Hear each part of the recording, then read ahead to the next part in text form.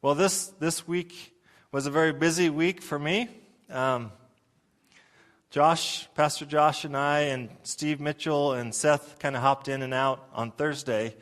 We went to the Wesley Conference, and it's a gathering at NNU, and it's really a kind of a fun time to discuss around tables, different conversations about spiritual things, and again, usually a lot of fun. And then we ventured into Friday and Saturday, which was the Wesleyan Theological Society. I'd never been to that before, and I think Josh and Steve and Seth and I would all concur that spending time at the Wesleyan Theological Society was a lot like ramming your forehead against a brick wall over and over and over again.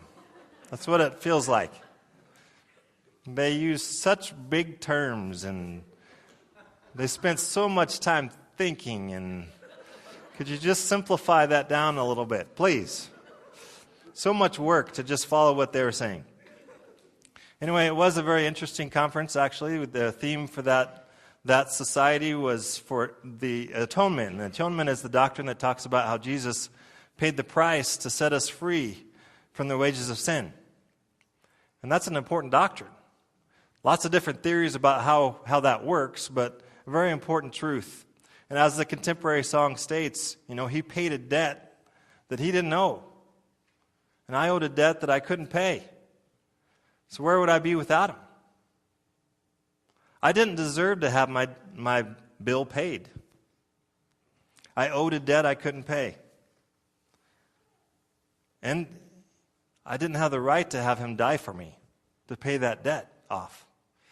So I think it's really important to think through some of those things and think about the grace and mercy of our God. His ransom that he paid on our behalf. He died in our place. Do you believe in the atonement? That he was willing to die on our behalf, pay the price for us? Maybe the question would be better in our day and age is, do you think you deserved to have your debt paid? Would you turn with me to Mark chapter 10 this morning? We're going to be looking at a story that's probably familiar to most of you for our family service. Going to meet a pretty remarkable guy who really stands out from the rest of the crowd. And because he's willing to stand out from the crowd, he has this amazing encounter with Jesus. I've asked Pastor Josh to kind of lead us through, not yet, finding some amazing actors and act out this story. We have this all planned out to the detail. Okay, we're going to make this up as we go along. But I think it'd be important to define a few terms before we get into the story, because I think it'll help us better understand the passage itself. So I'm going to need a helper this morning to explain a couple theological terms, not the Wesleyan theological ideas of the terms, but maybe the normal everyday person. Any volunteers? Anyone? Come on, someone volunteer. John, hop up here. Good. Thanks for volunteering. I know you're not shy, so this will work out pretty good. All right, we're going to look at the terms justice, mercy, and grace, okay? Right. Now, justice, as it says on the screen, is getting what you deserve, okay? So if I came up to you and I punched you in the face, like that, yeah, but for real, okay, and if you wanted to show me justice, getting what I deserve, what would you give me? Punch you in the face. That's all you're going to say? Just punch you in the face? Yes. Okay, we'll go with that. Does that sound right? That's justice? Okay. Okay. Second term is mercy, not getting what you deserve. So if I came up to you and I punched you in the face, again, okay, and then you wanted to show me mercy, then what would happen? I'd give you cake. You'd give me cake? Yes. You're actually getting ahead of us a little bit, because that would actually be grace. We're not there yet. So, mercy. Well, you don't deserve the cake. That's true. But what do I deserve? A punch in the face. Okay, a punch in the face. And showing mercy is not getting what I deserve. So, what would you do? Not punch you in the face. Very good. Very good. And does that sound right? Mercy is not punching me back in the face. Okay. And now you've already got grace figured out. Yeah. So, getting what I don't deserve. So if I punch you in the face one last time, okay, and you gave me grace, the face would hurt by then. Maybe, Probably not. I don't punch very hard. Anyway, what would it look like to give me grace? Cake, yes. Cake. Cake, very good. So I got what I didn't deserve. I deserved a punch in the nose or punch in the face, and you gave me cake. Yeah. Does that sound like grace? Everyone's okay with that? Very nice. Very nicely done. Thank you. Can I sit down now? Yeah, you can. All right. All right, give him a hand. Nice job. Now, I want you to watch for instances of these concepts as we go through this story. Okay, now, Josh, are you ready for our little adventure here this morning? Yeah. Mark chapter 10 is where we're at, so if you want to follow along, beginning in verse 46. I got to see how many kids are in here first. If you're a kid, stand up. Your definition of what a kid is, that's fine. Okay. All right. We're good. Okay. Are we good? I got it. All right. So you want me to just start telling the story? Sure. Okay. Here we go. I'm going to need a mic, don't I? Here's the mic. It's over here. It's on. All right. Beginning with verse 46, they came to Jericho as Jesus and his disciples, together with a large crowd, were leaving the city. All right. I need a Jesus. Who wants to be Jesus? I picked on you last time, and I hit your head. So, Jesus. I think he's coming down the All aisle. right. We got Jesus. Hi, Jesus. Right on up here, Jesus. Oh, I didn't get the fork over there. That's all right. Boy, I don't think that they think you could be Jesus. Yeah. Okay, we're over here. We'll start over here. All right. Okay, I also need a large crowd. Where are all the kids? Come on up. I need a crowd.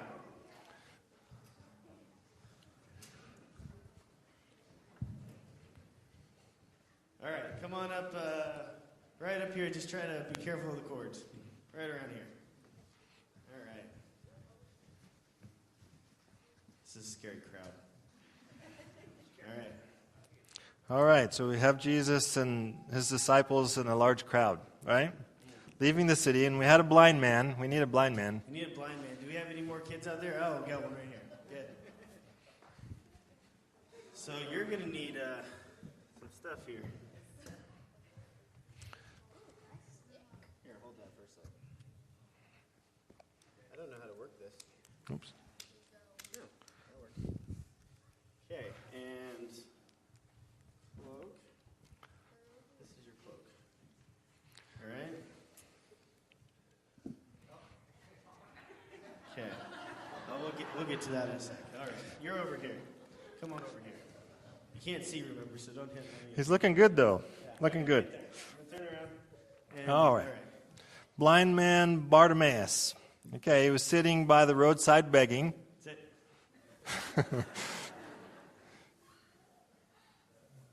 Are you begging? Beg. We got to hear you beg. What's your best begging?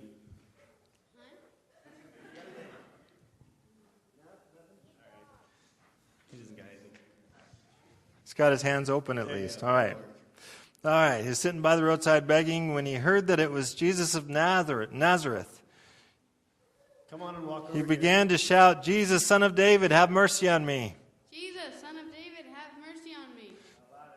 Jesus, Son of David, have mercy on me. You might give him the megaphone. That might help. We'll get to that. Oh, okay. We're going to get to that. Okay. All right. Many rebuked him. Crowd, come on over here. You got to rebuke him. He's talking to Jesus. You guys are a slow-moving crowd. There you go. How'd they rebuke him? Yeah. What? Are you waiting for me? Okay, so they're rebuking him? Yep. I'm not hearing much rebuking, but they told him to be quiet. What did they say? Tell him to be quiet. Tell him to be quiet. Louder. We can't hear you. There you go. All right. But Bart shouted all the more, "Son of David, have mercy on me." Okay, so you got to be loud. Be quiet. Be quiet. Say it loud. Be quiet! Son of David, have mercy on me. You got to be loud enough. Son of David, have mercy on me. All right. Jesus stopped and said, "Call him." Call him. Yeah, Jesus would probably be back here somewhere. Call him. You got to be Yeah. We'll put you down there. Go down there. All right. All right. So they called to the blind man, cheer up. Cheer up. On your feet. There we go. On your feet. He's calling you. On your feet. Throwing his cloak aside, he jumped to his feet. Oh, that's not a throw. You got to throw it. There we go. He jumped to his feet. Jump. And he came to Jesus. And then he came to Jesus. Jesus asked him, what do you want me to do for you? Jesus. What do you want me to do for you? The blind man said, Rabbi, I want to see. Rabbi, I want to see. Go, Jesus said, your faith has healed you. Go, your faith has healed you. Immediately he could see, and he followed Jesus along the road. This way. Go now. Is the crowd going with him? Or? All right. Let's give these guys a hand.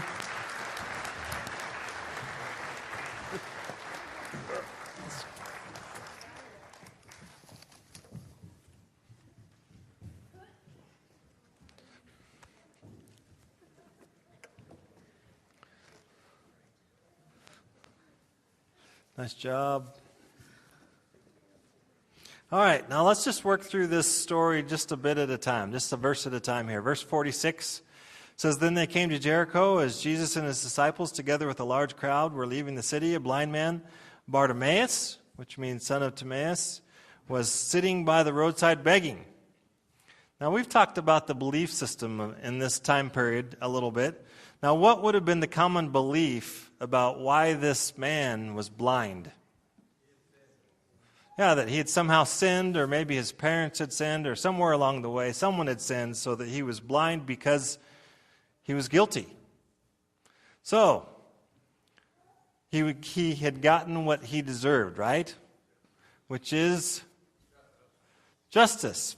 Yeah. So, justice was a part of this story. Now, do we believe that he received justice, that he somehow sinned and now he was blind?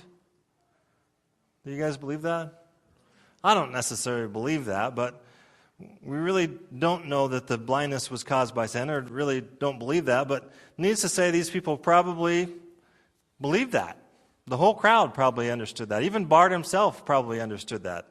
And that he had gotten somehow what he deserved. He was blind because he'd done something wrong. Now, why do I say that? Well, let's look at the story. Verse 47 says, When he heard that it was Jesus of Nazareth, he began to shout, Jesus, son of David, have mercy on me. Now, you can see that even though he was a blind outcast, he had heard about Jesus, hadn't he? And somehow he had pieced together that Jesus was the Messiah. And when he and what did he desire from the Messiah, according to this passage? Mercy.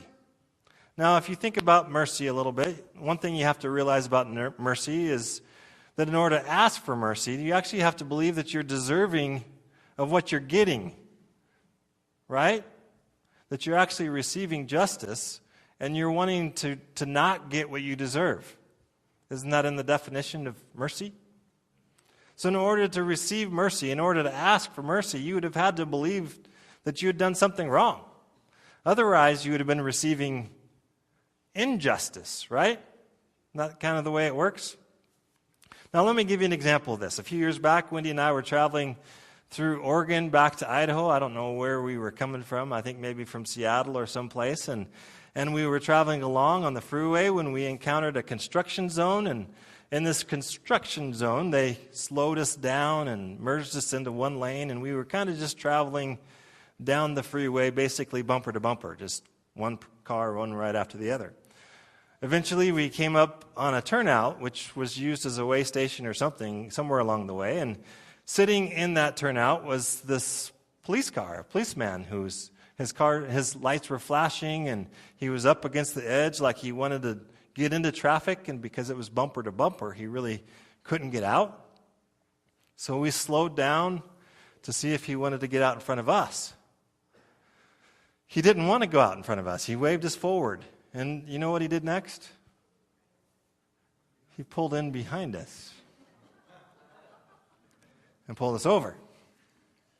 Now, were we speeding?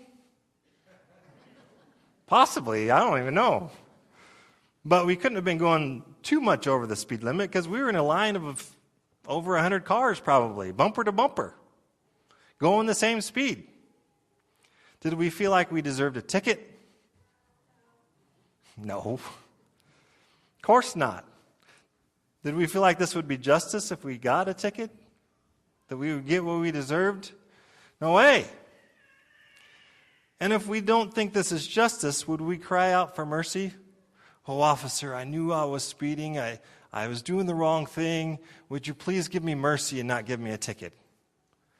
Could you do that? Could you cry out for mercy if you don't believe that you were receiving justice? No, you really couldn't. You might argue with the officer and say, this is not just, this is not right. But you couldn't say, give me mercy if you didn't agree with getting the ticket in the first place. So we actually started looking for reasons how this was unjust, right? You're looking at this line of cars and you're thinking, well, how is it that we are the only Idaho plate and a line of Oregon plates? I mean, we start looking for all sorts of justifications on why this guy pulled us over. It wasn't because we were speeding. It wasn't because we'd done anything wrong. Now, do you think we ever do that with God? Hey, you know what? I know that Romans 3:23 tells us that all have sinned and all have fallen short of the glory of God, but I'm a pretty good guy. You compare me to my neighbor or the other guys I hang out with, I'm pretty good. Good enough. I think we try to find loopholes, try to justify our behavior. And do you think that this attitude, making excuses for ourselves, do you think that actually helps us restore our relationship with God? Or would it be better to be a little more honest with Him? Maybe like this Bart guy, calling a spade, to be just real with God, not trying to hide anything. Jesus, you know what? I need mercy. I'm guilty. I need help. I've blown it. Now, we don't know if he thinks he's blown it because he's experiencing these ill effects of blindness, or maybe he's suffering from poor theology. He shouldn't be feeling guilty about this, or whatever his excuse might be. He might not even understand his predicament at all, but he doesn't care, to be honest. This is possibly his one shot to connect with Jesus. His one shot. And he's not going to let this moment pass him by. He's shouting in front of everybody in this large crowd, I've blown it. I need help. Have mercy on me, Son of David. I need your help. Now, how much easier would it be on us if we would just put aside our pride and just go before God and be honest with Him, be real and say, you know what, I've blown it. I don't have any real good excuses for what I've done. Would you have mercy on me? Would you forgive me? Why do we try to make things so complicated? Well, look at what the crowd does here. 48, many rebuked him and told him to be quiet. But he shouted all the more, Son of David, have mercy on me. So what is this crowd thinking? This guy doesn't deserve to talk to Jesus, right? He needs to be quiet. He's too dirty. He's too messed up. He's too sinful to talk to Jesus. And I don't think Bart would even argue with that point. He knew he needed mercy. But what does this tell us about the crowd? The crowd who was following Jesus, hanging out with Jesus, who was talking to Jesus. What did they think about themselves? Did they need mercy? They were okay, weren't they? They weren't messed up. Everything was just fine with them. It was the blind man that had the problem. Be quiet. Jesus doesn't want to talk to you. So they're crying out. Were they crying out for mercy? No way. There's no need. And isn't it interesting that these people even knew whether Jesus wanted to talk to this Bart guy or not? They were speaking in Jesus' name. They decided for Jesus that Bart was not worth his time. That he was too bad, that he was too messed up for Jesus to spend time with. Jesus doesn't want you, Bart. Quiet down. Let him pass by. He doesn't want you.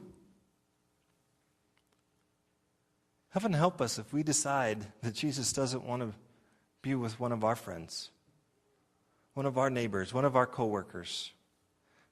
That maybe we believe that they're too messed up to meet Jesus, to hang out with him, that Jesus doesn't care about them. And really, in spite of the discouraging words from the people who thought they knew Jesus best, Bart just keeps trucking along, doesn't he? Doesn't give up. He shouted all the more, "Son of David, have mercy on me." Well, let me ask you this morning, what kind of God did Bart believe in? Was he a God of justice? Or was there mercy and grace in his belief system? What kind of God did the crowd believe in? Could they mess up and still be accepted by God? Was there room for mercy or grace in their idea of God? What kind of God do you believe in? Is justice all that God is about? Or does he have some mercy and grace? I think Jesus answers the question in this story. Verse 49. Jesus stopped. Took time out of his busy schedule. He stopped and he said, "Call him." I always like this part of the story.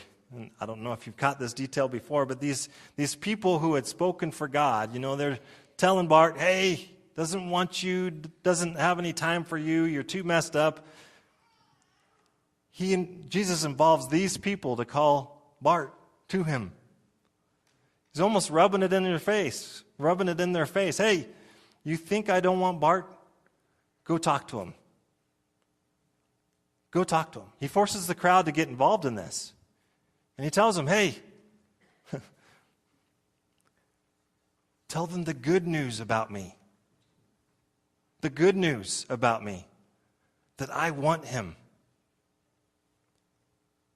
So they called the blind man. "Cheer up, on your feet, he's calling you." Again, what do you think the crowd's thinking? Because that's the total opposite of what they were thinking Jesus would do. Well, you know what Bart was thinking in this situation when he heard that? Anyone have any ideas? Woo! That's what he was thinking. He jumps to his feet, right? Throwing his cloak aside, jumps to his feet. He came to Jesus.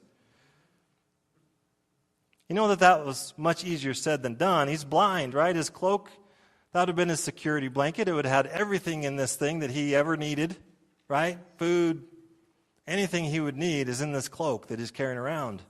And he's throwing it off, his security blanket. He jumps to his feet. He's in a hurry, isn't he? He wants to get to Jesus, but he's blind. I'd like to have seen this movie about this story. This blind man kind of cutting through this large crowd trying to find Jesus. Now, my hope would be that someone would come along and grab him by the hand and take him to Jesus. Wouldn't that be our hope? Now, this last part of the story is where I get a little bit excited. Bart had been crying out for mercy, right? He doesn't want what he deserves. He wants to avoid something. He wants to avoid punishment. He's actually not asking for something. He's actually asking for the opposite. He's wanting to avoid getting something. That's what mercy's about. But what does Jesus do? He goes over the top, doesn't he? He goes the extra mile. Not only was he going to offer Bart mercy, but he's going to offer Bart, I can't even speak. He's going to offer Bart something. He's going to give him something that he doesn't deserve. Verse 51. "What do you want me to do for you?" Jesus asked him. The blind man said, "Rabbi, I want to see." Verse 52. "Go," said Jesus. "Your faith has healed you." And immediately he received his sight, and he followed Jesus along the road. Not only had Jesus given Bart mercy, but he'd also given Bart grace. Something he didn't deserve. That's our God. It's an amazing story, isn't it? Jesus told Bart that his faith had healed him. What was Bart's faith? What was Bart believing about God, that he was trusting in God about? I believe the faith that healed Bart was the faith that believed that God is a God of grace, a God of mercy. I mean, he wouldn't have even been yelling if he didn't believe that, right? He wouldn't yell to a God that didn't have grace and mercy in his attributes if he, you'd just been getting yourself in more trouble. He believed in a God who doesn't think you are too messed up for him to care about you. He doesn't think you're too unclean. He doesn't think he wants you around. That's the God that Bart believes in. That's the God that we see in Jesus. But I also believe that Bart's God is a God who wants us to be real with him. When we've blown it, hey, we've blown it. Don't make excuses. When you need mercy, hey, God, I need mercy. Would you forgive me? He already knows. He knows what we've done. Just be open with him. Be real with him. This morning, maybe some of you are having God speak to you about being real. Are you ready to admit that you need him? That you need mercy? Maybe that you've blown it. Are you ready to accept Jesus' atonement for your sin, the price that he paid so that you might have life? Are you finally done with excuses, justifications for your behavior? It's okay. It's okay. Just be real with him. He's there to forgive us. Now, if he's talking to you, would you be willing to get up, maybe even jump up, throw off all that hinders you, all that you find security in, and would you come to Jesus this morning? Now, I know without a doubt that there are many here who love you, who care about you, who would love to take you by the hand and take you to Jesus. Pray with you to receive Christ. He wants you. God wants you this morning. Would you come if he's talking to you? Now, maybe some of you maybe you've already received the forgiveness of God, but you've been struggling with some sin in your life. You've been justifying it. Probably really good at that, if you're like the rest of us. But God's been talking to you about it this morning. Are you willing to be real with him? Are you willing to go to him and admit what you've done? And ask for forgiveness? Ask for mercy? I encourage you, don't hold it off. Go to him. He's not a God that we need to be afraid of. He's a God that loves us, who wants us. Confess your sins to him. He wants to hear from you. And really, with this being a family service, I'd also like to take one more thought from this passage. A thought about prayer. One of the things that I struggle with in my prayer life is that there's times in my life when I'm struggling as a Christian. Maybe I'm not doing everything that I'd like to do, everything that I feel that God is calling me to do.